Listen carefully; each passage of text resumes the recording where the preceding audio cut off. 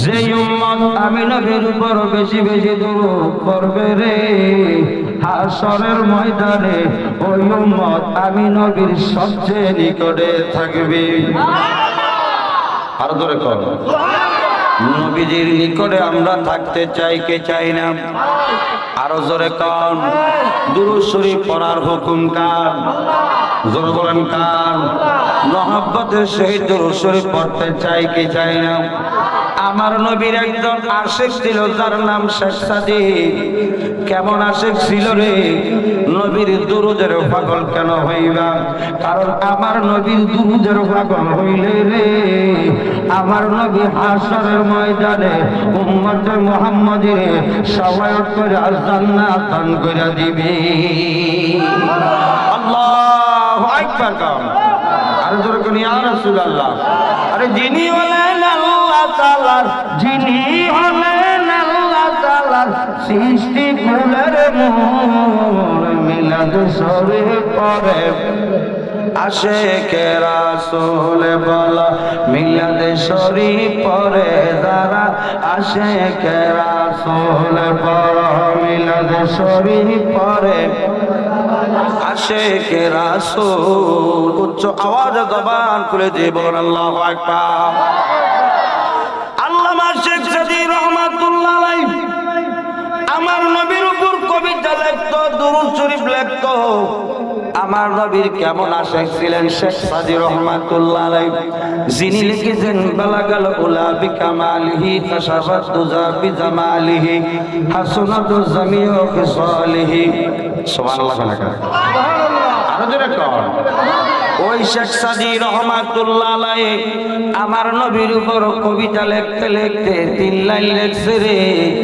লেখছে বালাগাল উলা বিকামালিহি খাশাফাত দুজা বিজামালিহি হাসনাতু জামিউ খিসালিহি। এই কথা লেখার পরে পরের অংশ আর মনে নাই, কি লিখবে আর জানা নাই। এই কথা ভাবতে ভাবতে শেখ সাদী ঘুমাইয়া গেল। ঘুমের ঘরে আমার নবী আয়েশা হাজির হইয়া ডাকিয়া কয়, শেখ সাদী রে তুমি 3 লাইন আমি নবীর উপর কবিতা লেখছ, পরের লাইন তোমার মনে নাই। আমি বলতাছি তুমি পরের অংশ লেখো। আরো জোরে কর, উচ্চ আওয়াজে কর। আরে দুরূদের পাগল হইলে করবে নবী পার, দুরূদের পাগল হইলে আল্লাহুম্মা সাল্লি আলা পরবারে বার বলো আল্লাহুম্মা সাল্লি আলা। আরে মিলাদের পাগল হইলে করবে নবী পার, মিলাদের পাগল হইলে আল্লাহুম্মা সাল্লি আলা পরবারে বার বলো আল্লাহুম্মা। বাজান গো আমার নবী ডাক দিয়া কয়, শেখ সাদী রে তুমি আমি নবীর উপর কবিতা লিখতে লিখতে 3 লাইন লিখছো, পরের লাইন ভুলে গেলা। আমার নবী ঘুমের ঘরে হাজিরা দিয়া কয়, শেখ সাদী রে লেখো সাল্লাল্লাহু আলাইহি। ও আমার বাবারা, জ্ঞানী গুণী বাবারা, 4 নাম্বার অংশ আমার নবী শিখাইয়া দিছে। আমার বাবারা আপনাদের কাছে আমার প্রশ্ন, শেখ সাদী যদি আমার নবীর প্রেম সাগরের মধ্যে ডুব দিয়া কবিতা লিখতে লিখতে ঘুমাইয়া গেছে, শেখ সাদীর ঘরে আমার নবী হাজির হইয়া গেছে। উম্মত, যেই নবীর উম্মত আমরা হয়েছি রে, ওই নবীর উপরে মহব্বতে দরুদ পড়লে আমার নবী আমরা রে দিদার দিয়া ধন্য করতে পারে কি পারে না? আজ করে দেখান পারে কি পারে না? নারে তাকবীর, নারে রিসালাত, নারে গাউসিয়া। মহব্বতে দরুদ পড়ে আল্লাহুম্মা সাল্লি আলা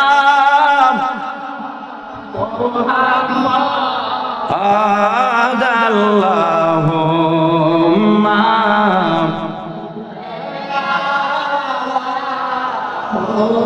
জোরে ওয়া আলা আলি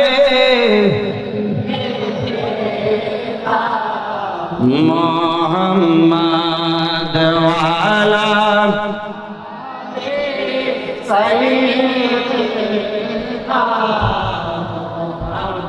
বন্ধু নাই রে, বান্ধব নাই রে, যেই জায়গায় বন্ধু নাই রে, বান্ধব নাই রে, যেই জায়গায় সেই জায়গার বন্ধুগণ মুস্তাফা আল্লাহ মহব্বতে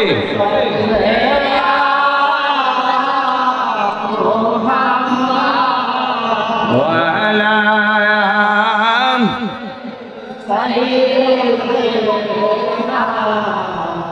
মুহাম্মাদ ওয়ালা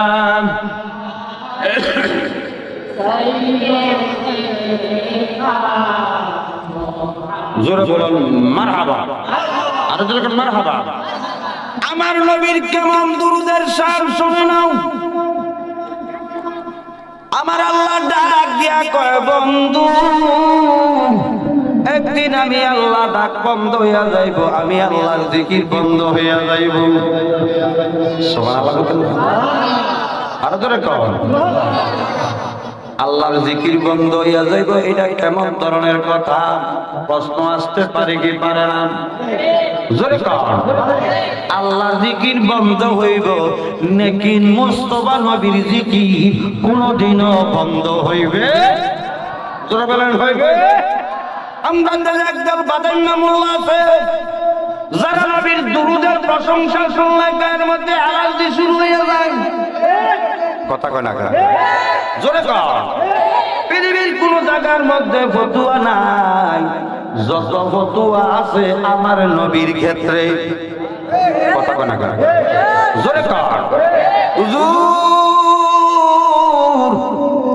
আল্লাহর জিকির বন্ধ হইব, নবীর জিকির বন্ধ হইতো না, এটা আবার কেমন ধরনের কথা? আপনাদের কাছে আমার প্রশ্ন, ইসরাফিল আলাইহিস সালাম যখন সিংহের মধ্যে ফু দিব, সিংহা লইয়া বয়ে রইছে, আল্লাহ হুকুম করব ইসরাফিল সিংহের মধ্যে ফু দিব, দুনিয়া ধ্বংস হইয়া যাইব। কথা কয় না জোরে কও যখন দুনিয়া ধ্বংস হইয়া যাইব, পৃথিবীর সব কিছু ধ্বংস হইয়া যাইবে, তখন আল্লাহ আল্লাহ আল্লাহর ডাকার মতন কোনো কিছু থাকবে না। কথা কয় না জোরে কও আল্লাহর ডাকার মানুষ থাকবে না, সব ধ্বংস হয়ে যাবে না। আমার আল্লাহ কয় বন্ধু ওই সময় দলিল ইন্নাল্লাহা ওয়া মালাইকাতাহু ইউসাল্লুনা আলান নবী ইয়া আইয়ুহাল্লাযীনা আমানু সাল্লু আলাইহি ওয়া সাল্লিমু তাসলিমা। যে সময় আমি আল্লাহর ডাকার মতন মানুষ থাকবে না, ওই সময় আমি আমার অগণিত ফেরেশতাদেরকে লইয়া আপনি নবীর উপরে দুরূদ আদায় করব। আল্লাহু আকবার। এই কারণে সুন্নিরা বেশি নবী নবী করে, নবীর দুরূদ পড়ে, নবীর তারিফ করে। কথা কয় না জোরে কও যারা নবীর তারিফ সহ্য করতে পারে না, নবীর দুরূদের তাজিম সহ্য করতে পারে না, যারা ইয়া নবী সালাম আলাইকা সহ্য করতে পারে না, তারা কাট্টা মুনাফিক, এজিদের অনুসারী, আবুল আলা মদুনির অনুসারী, নজদির অনুসারী। এতে কোনো সন্দেহ? ধরে বলেন সন্দেহ? আমরা মুহাব্বতে দুরূদ পড়তে চাই কি চাই না? জোরে কও। আজকের মাহফিলের প্রধান বক্তা আমজাদ হোসেন জালালী, আমি মাঠ গোছাইয়া দিয়ে হুজুরে ফিনিশিং দিব। মারহাবা কয় না আর জোরে কন মারহাবা কয় না। এখনো যদি বেহেশতের বাগান ভাইয়া মাহফিল ভাইয়া যদি বাইরে ঘোরাফেরা করে, আল্লাহ এর হেদায়েত করো, আমিন কর। আর জোরে বলেন আমিন। আমরা মুহাব্বতে জিকির করি লা ইলাহা মুহাব্বতে লা ইল্লাল্লাহু লা ইলাহা, আরো জোরে লাম